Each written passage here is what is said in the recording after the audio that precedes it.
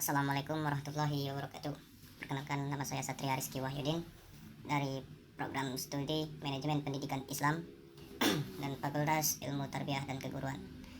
Di sini saya ingin memenuhi tugas mata kuliah Pancasila yang diampu oleh Ibu Herni Irmayani, MPD.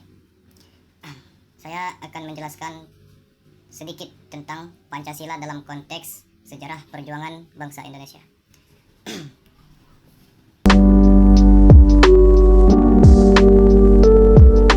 Sejarah perjuangan masa-masa kejayaan nasional merujuk pada periode-periode dalam sejarah suatu bangsa, di mana bangsa tersebut mengalami kemajuan signifikan dalam berbagai aspek kehidupan, termasuk politik, ekonomi, sosial, dan budaya.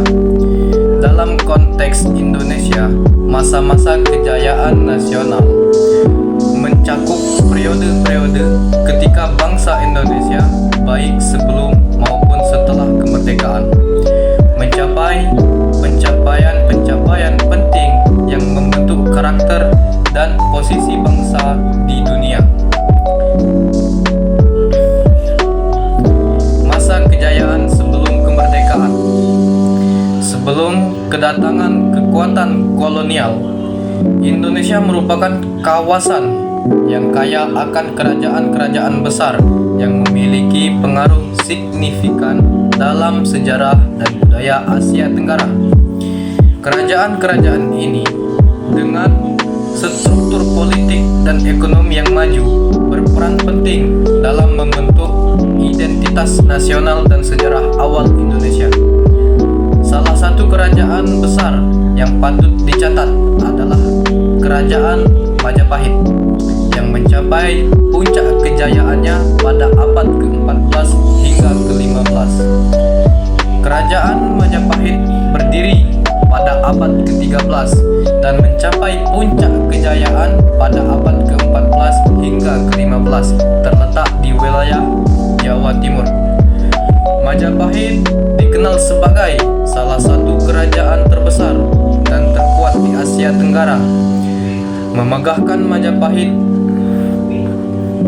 tidak terlepas dari kepemimpinan raja-raja dan pemimpin-pemimpin militer yang visioner, terutama Raja Hayam Wuruk dan Patih Gajah Mada.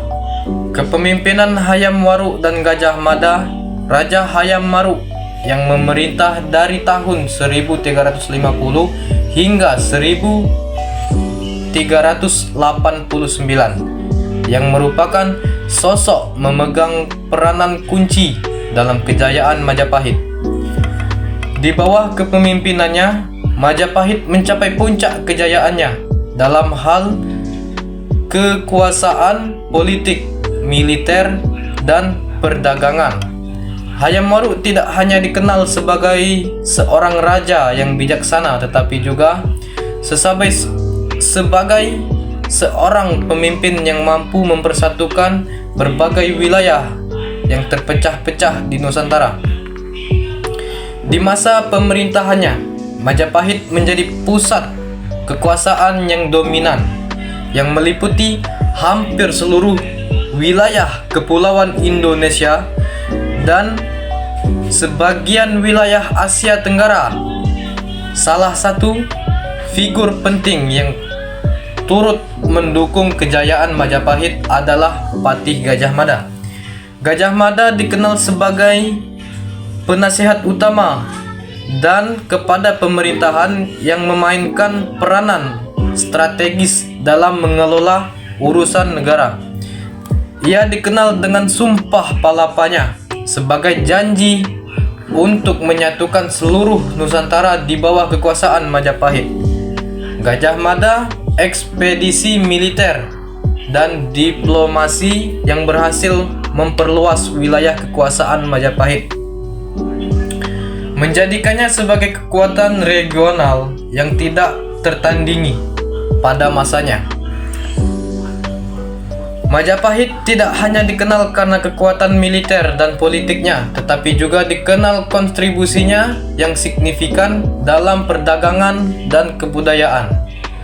Kerajaan ini menjadi pusat perdagangan penting di Asia Tenggara dengan pelabuhan-pelabuhan utama yang menghubungkan jalur perdagangan internasional antara India, Cina, dan wilayah-wilayah lain di Asia.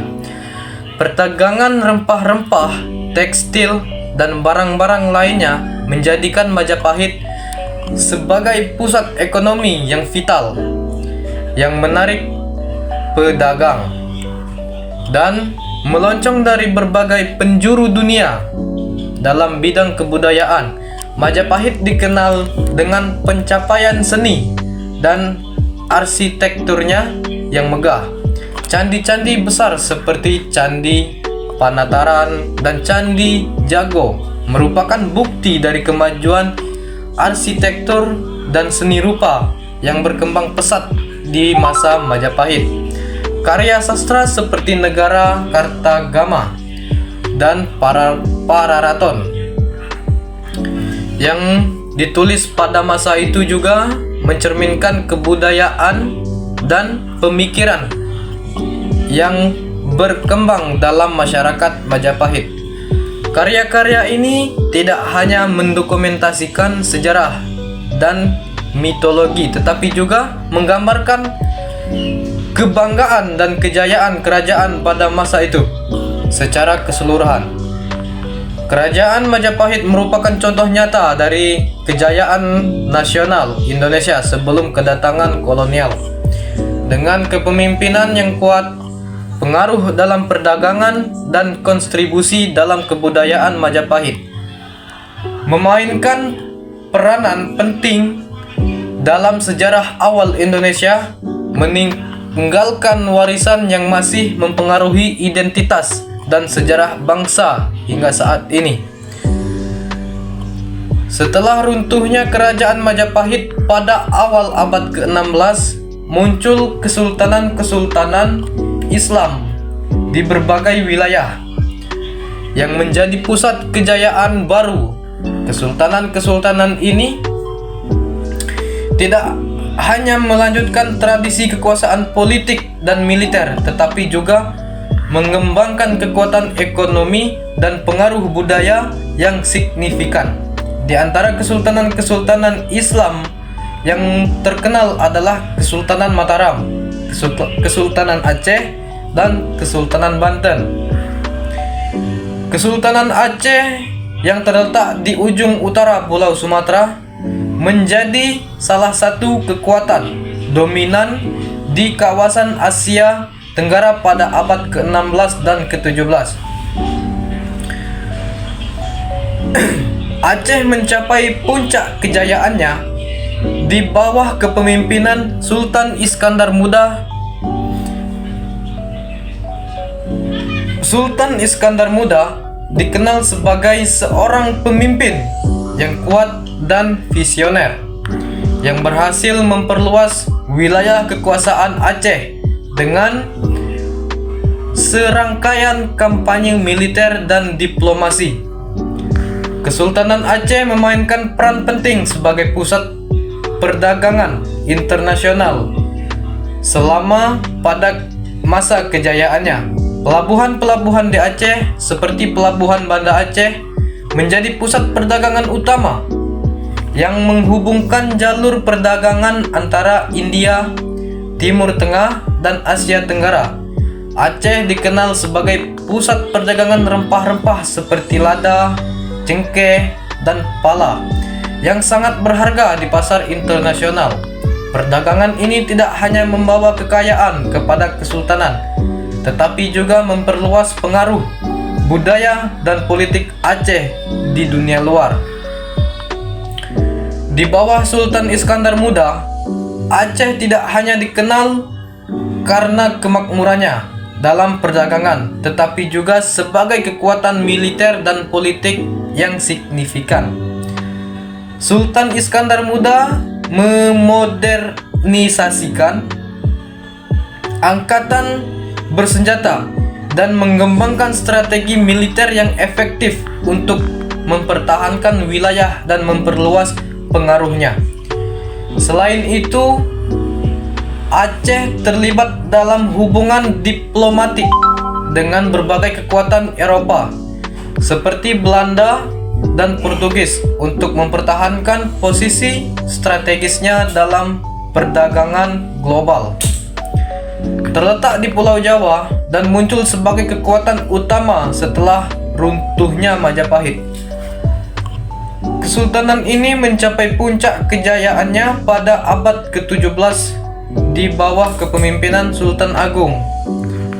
Sultan Agung adalah salah satu pemimpin yang paling berpengaruh dalam sejarah Mataram, terkenal karena kebijakan-kebijakan reformisnya dan keberhasilannya dalam mengonersiasi kekuasaan di Jawa Tengah dan sebagian Jawa Timur. Kesultanan Mataram dikenal karena upaya dalam memperkuat kekuasaan dan mengintegrasikan wilayah-wilayah di bawah kekuasaannya. Sultan Agung berhasil menyatukan berbagai kerajaan kecil di Jawa dan menjadikan sebagai kegiatan dari Kesultanan Mataram yang menciptakan stabilitas politik dan keamanan di wilayah tersebut. Selain itu, Mataram juga menjadi pusat kebudayaan dan seni dengan mengembangkan arsitektur, sastra, dan seni. Kesultanan Banten terletak di pesisir barat Pulau Jawa, juga merupakan kesultanan Islam yang penting pada abad ke-16 dan ke-17. Banten dikenal karena kekuatan ekonominya dan perannya sebagai pusat perdagangan internasional. Pelabuhan Banten menjadi salah satu pelabuhan terbesar di Jawa yang menarik pedagang dari berbagai penjuru dunia. Kesultanan Banten memanfaatkan letak geografisnya yang strategis untuk mengembangkan perdagangan internasional, terutama dalam perdagangan rempah-rempahan dan barang-barang lainnya. Selain itu, Banten juga terlibat dalam persaingan politik dengan kesultanan-kesultanan lain di Jawa. Dan dalam hubungan diplomatik dengan kekuatan kolonial Eropa, kesultanan ini dikenal karena kebijakan perdagangan yang cerdas dan keberhasilannya dalam mengelola kekayaan dan sumber daya. Secara keseluruhan, kesultanan Islam setelah runtuhnya Majapahit memainkan peranan penting dalam sejarah Indonesia, membawa kejayaan baru dalam aspek politik, ekonomi, dan budaya. Kesultanan Aceh, Mataram, dan Banten masing-masing memberikan kontribusi yang signifikan terhadap perkembangan sejarah dan identitas nasional Indonesia, serta meningkatkan warisan yang mempengaruhi sejarah dan budaya bangsa hingga saat ini. Masa kejayaan nasional selama perjuangan kemerdekaan Indonesia merupakan salah satu periode paling penting dalam sejarah bangsa. Selama periode ini, bangsa Indonesia menunjukkan semangat persatuan dan determinasi dalam usaha tersebut.